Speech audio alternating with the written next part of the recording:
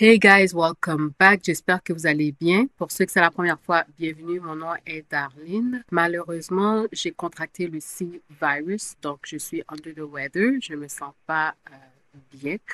Par contre, cela ne va pas m'empêcher à faire un recap de la semaine d'Occupation Double et regarder ce qui s'est passé. Je sais qu'il y a plusieurs personnes qui se plaignent que Occupation Double cette année, c'est pas assez intéressant, ça bouge pas assez. Ça fait seulement une semaine que l'aventure a débuté. Je sais que ça a l'air que ça fait plus longtemps, mais pour de vrai, le tapis rouge était il y a seulement une semaine. Donc, il faut laisser le temps à ce que l'aventure pick up. Malgré tout, je trouve qu'il s'est passé quand même quelques trucs durant la semaine. Donc, on va regarder ça ensemble tout de suite. Premièrement, il y a eu la rentrée de Megan dans la maison de CA. Donc, Megan, elle n'est pas partie. Shocker not. J'ai trouvé ça... Au début, j'étais un peu ambivalente. Je sais comment elle n'est pas partie parce qu'elle nous a fait comprendre qu'elle voulait pas être là à l'aventure, qu'elle n'était pas là pour l'amour, qu'elle voulait juste la visibilité. Mais je me rends compte, une fois qu'elle est rentrée dans la maison de CA, que c'était vraiment plus la place appropriée pour elle. Elle est plus stratégique, elle n'est pas là pour une histoire de cœur ou de couple. Elle semble avoir fait sa place rapidement là-bas. Les gens l'ont accueillie assez rapidement. Puis, elle n'est pas en retrait. Donc, j'ai vraiment aimé son évolution dans la maison de CA so far. Je suis bien contente finalement qu'elle soit restée. Ça rend l'aventure un peu plus intéressante. Ensuite, on voit des moments de date avec Clémence et Jonathan. Puis, Clémence, je sais pas, je la trouve un peu intense avec ses questionnements. Elle remet toujours en question Jonathan. Je sais pas si Jonathan va vraiment pouvoir je ne veux pas en dire endurer, mais s'il va vraiment pouvoir accepter ce genre de up and down. Tu sais, à un moment donné, elle dit, ah, je sais que je suis une montagne russe. Elle va devoir commencer à faire confiance à Jonathan si elle veut qu'il réussisse à avancer dans l'aventure parce que sinon, ça va être lourd longtemps, là, tu sais. So, I don't know exactly. Je suis pas trop surprise parce qu'après ça, ça m'a rappelé son audition. Durant son audition, on a vu qu'elle avait des histoires abracadabrantes, vraiment, sur ses histoires relations, qu'elle avait déménagé, blablabla. En tout cas, c'était vraiment all over the place un peu. Fait que je devrais pas être trop surprise, mais en même temps, j'étais comme, oh girl, comme, relax. Quelles sont mes idées entre Jonathan et Michael? Michael, il est vraiment jeune, fait que je ne verrais pas vraiment de futur avec Michael. Je me sens mal de toujours dire qu'elle est jeune, mais c'est vraiment, c'est la réalité. Je sais que ça ne doit pas être facile, mais elle devrait vraiment essayer si elle veut enjoy aussi l'aventure. Après ça, moment cocasse, c'est le moment où on voit les bestioles dans les maisons. Pour vrai, de voir des bestioles en Martinique où ce qu'ils sont là, j'y avais pas pensé. Ça m'a dégoûté, je vais pas vous mentir. Moi, j'ai peur des bestioles aussi, fait que j'ai vraiment sympathisé avec tout le monde. Par contre, c'était vraiment surprenant de voir, exemple, dans la maison de CA, que c'était Ali puis Zachary qui étaient vraiment qu'on step up pour vraiment tuer les bestioles et tout. Tu voyais les autres, ils avaient peur. Oh my God, je regardais Freeman puis j'étais comme, oh my God, dude. Mais en même temps, je le comprends parce que je déteste les bestioles. J'ai peur des araignées. Les araignées, vraiment, même si elles sont petites, j'ai peur, j'ai horreur de ça. So I get it, but it was kind of embarrassing. C'était un peu embarrassant à voir, il faut être honnête. Zachary qui fait aussi comprendre qu'il a peur de ne pas avoir de connexion avec les filles de l'autre côté, qui veut aller expérimenter l'aventure dans les maisons officielles, which I understand.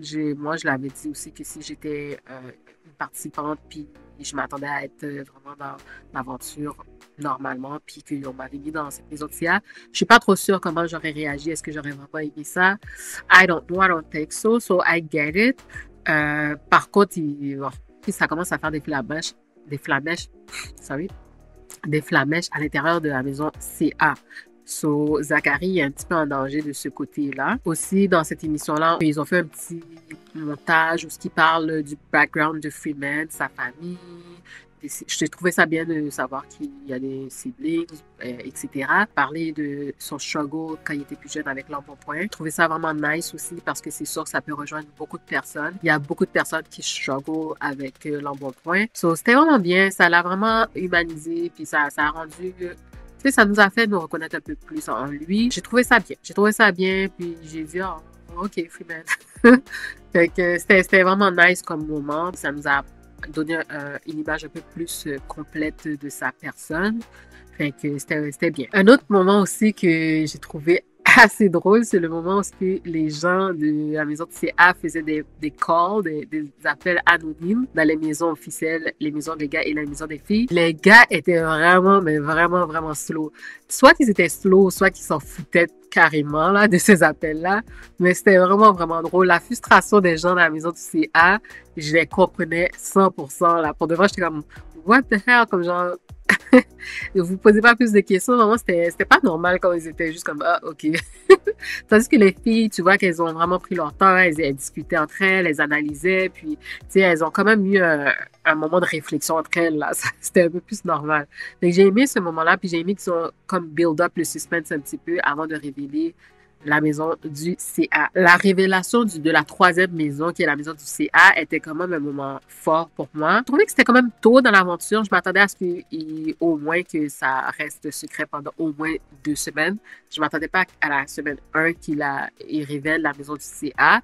Par contre, à travers la semaine, j'ai vu que, OK, c'est soit qu'ils ont vu que la maison du CA wasn't giving what it was supposed to give. Ils ont dit, OK, on doit reviser notre plan.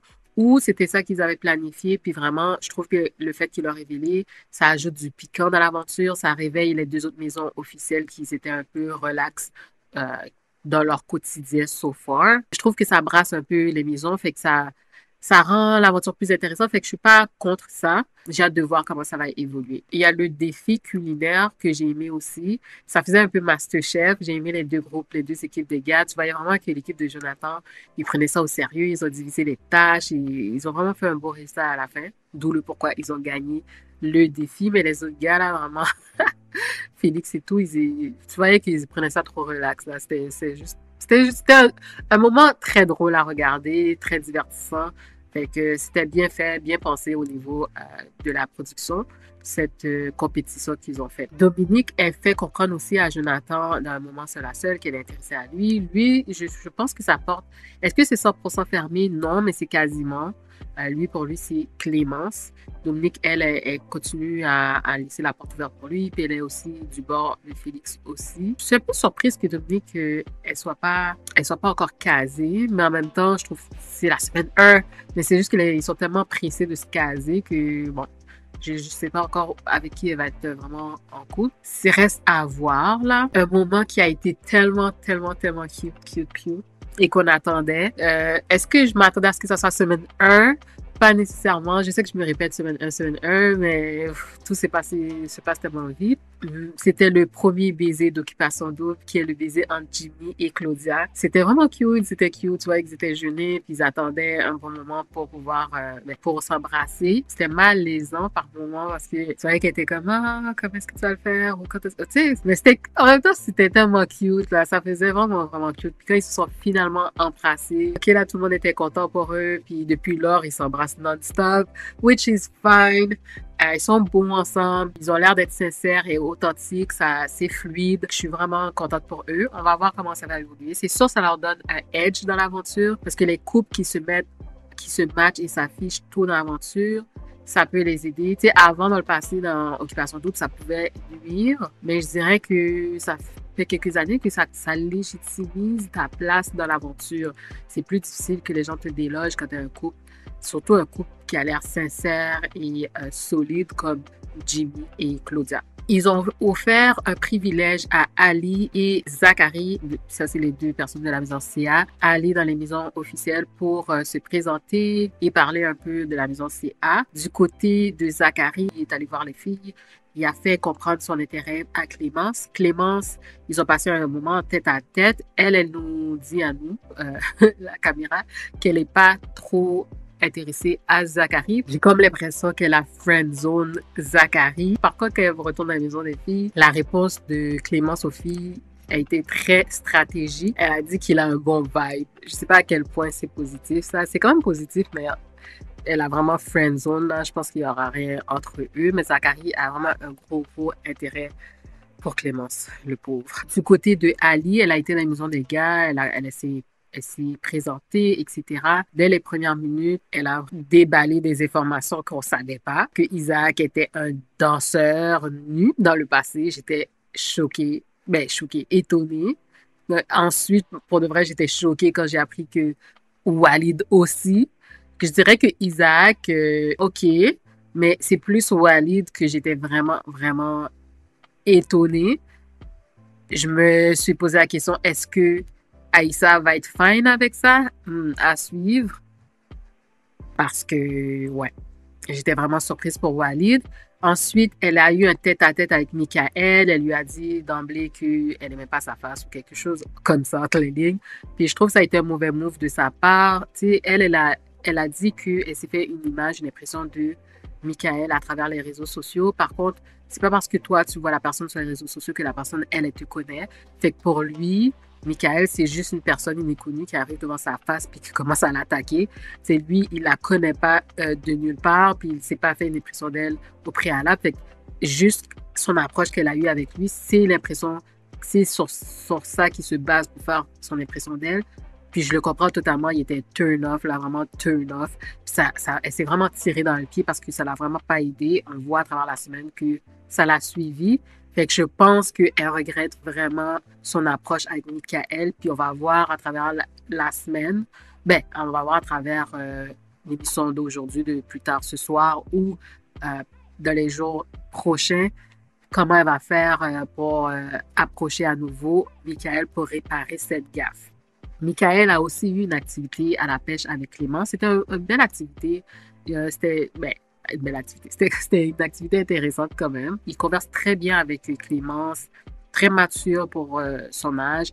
Tu vois que Michael, il fait bien sa game. Vraiment, il y a eu deux moments forts pour moi pour cette semaine, Michael. C'est quand il y a eu sa conversation avec Clémence. Tu sais, il fait comprendre à Clémence qu'il sait qu'il n'est pas le numéro un de Clémence, mais qu'il veut continuer à apprendre à la connaître. Puis aussi sa conversation avec Jonathan. Il fait comprendre à Jonathan que, ah, tu sais, je me sens pas bien comment les choses se sont déroulées. J'aime pas le fait qu'on t'ait mis à part du fait qu'il y avait la friction entre lui et Félix, puis il aimait pas trop ça. Puis il est venu approcher Jonathan pour vraiment lui dire we care about you, you're a good person. Tu sais, je veux que tu puisses faire partie du groupe. J'ai vraiment aimé ce moment-là, vraiment c'était un moment fort. Puis j'ai vu que avec ces deux conversations, ces deux moments, Michael sait faire la game. Il n'a pas de potentiel amoureux pour le moment. Tu vois qu'il essaye quand même, mais il essaye de miser sur son social, son social game. Puis pour l'instant, je trouve que ça a monté vraiment parce qu'au tapis rouge, il y avait une attitude un peu cocky. Ben, en tout cas, c'est comme ça que ça paraissait, mais maintenant, il commence vraiment à devenir nice. Puis je trouve qu'il est mature pour son âge, puis il converse bien. En tout cas, j'ai hâte de voir comment il va évoluer. Est-ce qu'il va rester longtemps dans l'aventure? Je ne pense pas. Parce qu'à la fin de la journée, si tu n'as pas de potentiel amoureux, si tu n'es pas en couple avec quelqu'un, tu ne peux pas gagner tout seul. Fait que ça va être difficile pour lui, mais ça peut lui gagner du temps, puis il peut profiter de l'expérience d'occupation double. Un autre beau moment qui a été une surprise pour moi, c'est la conversation entre Jonathan et Félix. Félix qui est venu s'excuser ou qui est venu faire la paix avec Jonathan. Ils ont mis leurs différends de côté, puis ils semblent vraiment tourner la page. J'espère vraiment que ça va durer parce que c'était un beau moment, puis c'était très mature de la part de Félix. On dirait qu'il y a eu un moment de réflexion qui s'est dit, you know what, it's not worth it. C'est une aventure d'une vie, c'est une vie occupation double une fois. Donc, j'aurais trouvé ça dommage si les deux étaient restés dans leur position, surtout Félix parce qu'il semblait être le plus agressif vis-à-vis de Jonathan. Donc, je suis vraiment contente de ces conversations du côté de la maison des gars et le fait qu'ils ont move on from that. So, ça, c'est un sujet clos. C'est qui est parti en voyage? C'est Philippe et Virginie. Je suis vraiment contente pour ma girl Virginie. Ça va sûrement affirmer s'il y a une attirance ou s'il y a un potentiel amoureux entre les deux. J'ai hâte de voir ce soir qu'est-ce qu'ils vont nous montrer par rapport à leur voyage. Est-ce que ça a solidifié les choses ou est-ce qu'elle s'est rendue compte qu'il n'y a rien entre eux? C'est à confirmer plus tard. Aussi, plus loin dans les émissions, on voit Walid qui approche Aïssa pour lui dire qu'il était danseur nu. Surprise, Aïssa lui révèle qu'elle était déjà au courant, qu'elle le savait déjà. Walid semble vraiment soulagé. Vraiment, je le comprends. Ouf, j'imagine que c'était pas quelque chose facile à révéler à son potentiel amoureux. C'est pas tout le monde qui va accepter ça. Elle semble l'accepter. Chapeau, I guess.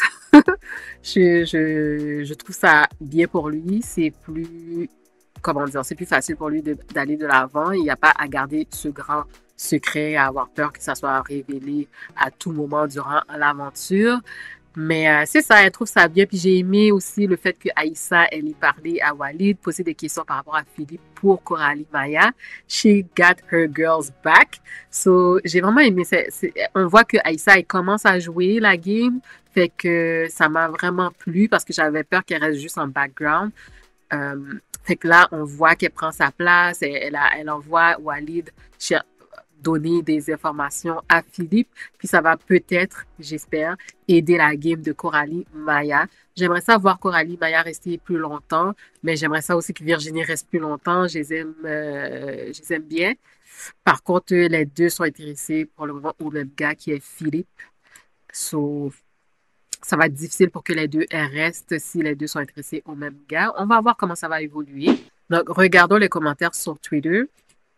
Je dis vraiment, je blâme la production parce qu'ils leur ont annoncé qu'ils étaient les membres du CA quand ils sont arrivés en Martinique. D'un côté, je comprends Zachary parce qu'imagine que tu t'inscris à OD pour trouver l'amour, voir des filles c'est ça qu'on te donne. Ok, ça c'est une réplique de Shea qui dit il y a une erreur de casting dans le CA. Qu'est-ce que le profil de Zachary fout dans le CA? Pour vrai, je comprends totalement Zachary. Tu sais, au début,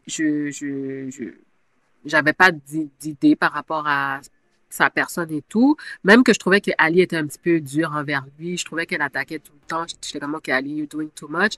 Mais cette semaine, quand je regarde le comportement de Zachary, ben, il se plaint un peu beaucoup, là. Tu sais, comme, il a l'air un peu immature dans ses agissements, dans comment il réagit par rapport aux décisions qu'il doit prendre à la maison du CA. Donc, je pense pas vraiment qu'il était la meilleure personne à être sélectionnée pour être dans la maison du CA. Donc, je suis totalement d'accord avec ça. Marie, elle dit Ali, c'est celle qui raconte tes zins en 5 minutes. Ali, c'est celle qui raconte tes zins 5 minutes into introducing you to her friend. Il y a aussi Bikini qui dit Ali gives off major, I'm brutally honest and I don't care. When in reality, she's just mean, lol. Ouais, je comprends qu'est-ce qu'il veut dire. Comme Ali, elle a donné un peu le vibe mean girl, surtout quand elle a approché Michael, puis la première chose qu'elle a dit, c'est que, OK, voilà, je t'aimais pas la face. Là, les gros lignes, c'était vraiment ça. Je pense qu'elle aurait pu avoir une meilleure approche que juste de l'attaquer sans vraiment lui donner le temps ou la chance de, de se faire connaître. C'est depuis le début, c'est ça qu'elle fait. Elle attaque Michael, même quand elle était dans la maison du CA, depuis le tapis rouge même. Fait que je trouve qu'elle était un petit peu trop intense, là. Ali pensait vraiment être en toute puissance avec son commentaire méchant. On l'a fait redescendre bien rapide. Justement, c'est ça. When Coralie accepts that they're not checking for her and she wins 50K in the CA. Bah, je sais pas. Alors, comme j'ai dit, moi, je n'ai pas encore rayé Coralie de la course de l'amour, comme on dit. Elle a un intérêt pour Philippe. On ne sait pas si Philippe serait intéressé à elle. Je ne sais pas si ça c'est 100% off pour lui, pour Coralie Maya. Je trouve qu'elle a encore quelques chances. Si jamais que Philippe, vraiment, il n'y a pas d'intérêt, puis que elle a plus sa place dans la maison, les maisons officielles, oui, je pense qu'elle aurait son potentiel de s'essayer dans la maison du CA. Puis, 50 000 il ne faut pas cracher là-dessus. C'est quand même beaucoup d'argent. Fait que j'aimerais bien la voir gagner quelque chose si elle n'a pas l'opportunité de se rendre jusqu'à la fin en couple. C'est bien, Aïssa, reste focus. Envoie Walid faire le Cupidon entre Phil et Coralie. Ainsi, Walid va comprendre que ta copine Co n'est plus dans son viseur. Ça fait qu'une semaine, les prétendantes de Phil n'auront pas le cœur brisé. Continue, tu gères la game. C'est ce que j'ai dit. Je trouve que Aïssa, elle commence à step up, elle commence à prendre un peu sa place et à commencer à faire des petits moves stratégiques dans la game. On aime savoir ça. Aïssa continue comme ça. Ma belle-mère n'a pas quitté le Mali pour que sa fille, ma douce moitié Aïssa, finisse avec un mec qui dansait le tout petit coup. Aïssa gère, Aïssa chérie rentre à la maison. Ok, celle-là est vraiment, vraiment drôle. Donc, si je comprends bien là, l'année passée, on a pété des records d'audience à un point où il y a un record d'audition et la danse et la prod a still managed de prendre deux partenaires qui dansent au 2,81. Ouais, pour de vrai, je trouve ça bizarre. Pourquoi il y a eu 2 danseurs dans toutes les personnes qui se sont présentées, qui sont finalistes et qui participent à Occupation Double? Je pense que peut-être la production les a sélectionnés, ils ont fait exprès de les sélectionner parce qu'ils savaient que ça allait faire pas un scandale là, mais que ça allait ajouter quand même un élément de surprise et de choc pour les participants et pour nous, comme ça s'était passé avec Jimmy, je pense que c'est ça son nom, Jimmy, quand il venait du 281, quand il avait révélé ça à son potentiel amoureux, j'ai un blanc, je ne me rappelle plus du nom de la fille, ça avait créé comme un gros haut plat, mais on est aujourd'hui en 2022, fait que je sais pas, je pense que c'est moins choquant pour certaines personnes. Je pense qu'ils ont fait ça intentionnellement juste pour ajouter un élément de choc dans l'aventure. Donc voilà, j'ai vraiment hâte de voir l'émission de ce soir, voir c'est qui va partir de l'aventure. On sait que ça a été révélé que ça sera un gars qui sera éliminé. Qui vous pensez qui est en danger cette semaine de partir? La personne, le gars qui va partir va possiblement avoir l'opportunité d'aller dans la maison du CA. Laissez-moi savoir ce que vous en pensez en commentaire dans le groupe chat. Sur ce, je vous dis prenez soin de vous. N'oubliez pas de liker la vidéo, de partager avec vos amis et surtout de vous abonner à la chaîne. À la prochaine!